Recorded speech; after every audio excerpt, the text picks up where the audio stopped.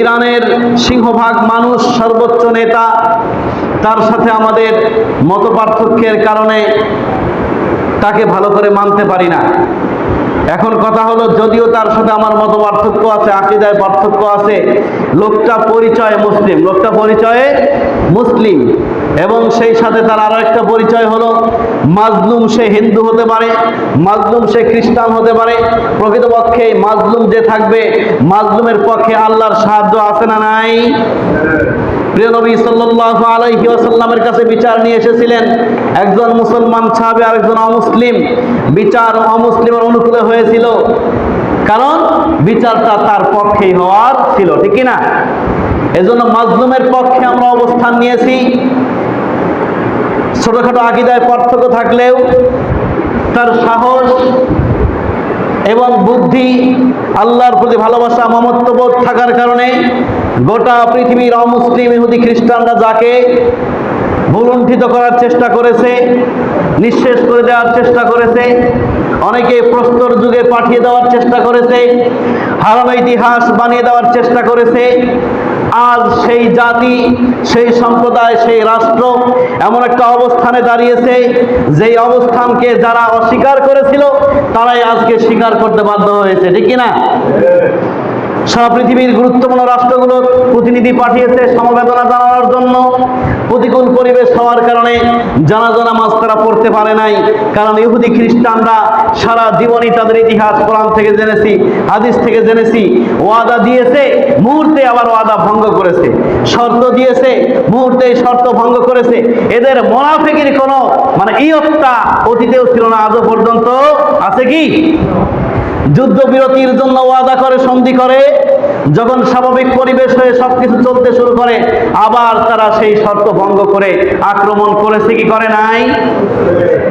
যা হোক, এ কারণে আয়াতুল্লাহ আলী খামেনি মৃত্যুবরণ করার পরেও তার জানাজা ওই সময় করা হয় নাই, কারণ যখন বড় একটা জনসমাবেশ হবে, এই সমাবেশে ইহুদি, খ্রিস্টান এবং কুলাঙ্গারেরা আক্রমণ করবে না, এর কি নিশ্চয়তা আছে?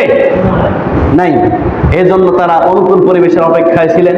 যা হোক, বুদ্ধি বলে, কৌশলে, আল্লাহর বরত্ব, আল্লাহর ভয়, নিজেদের সাহসের কাছে বাতিল সাম্রাজ্যবাদী শক্তি পরাজয় বরণ করতে বাধ্য হয়েছে, ঠিক না? ঠিক এমন একটা দিনে যেদিন তারা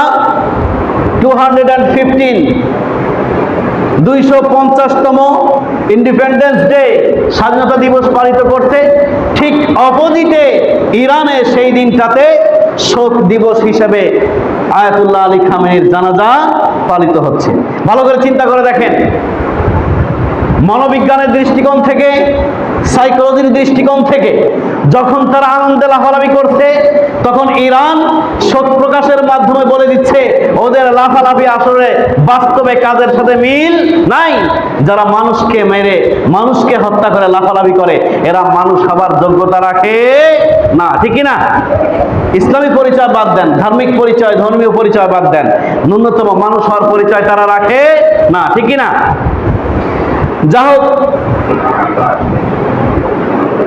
সেই দিনটাতে তারা জানাজা নামাজ অনুষ্ঠিত করার মাধ্যমে মানুষকে, গোটা পৃথিবীর মানুষকে জানিয়ে দিয়েছে, যারা আমাদেরকে ছোট করে দেখেছো, দুর্বল করে দেখেছো, তাদেরকে আজকে জানিয়ে দিতে চাই, আমাদের বিপক্ষে আমেরিকা, ইসরায়েল থাকলেও গোটা পৃথিবীর অনেক রাষ্ট্র আমাদের পক্ষে আছে না নাই?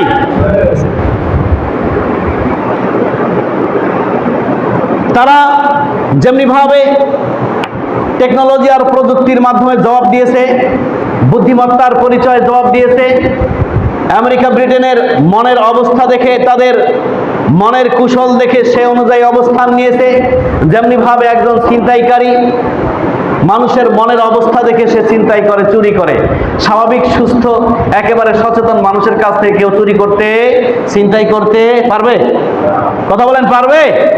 যখন দেখে যে লোকটা অন্যমনস্ক হয়ে আছে, কোনো চিন্তায় চিন্তিত হয়ে আছে, আবার খুব দ্রুত গতিতে চলাফেরা করছে, অন্যদিকে তার মন রয়েছে, ঠিক ওই সময়ই তারা কাজে লাগায়।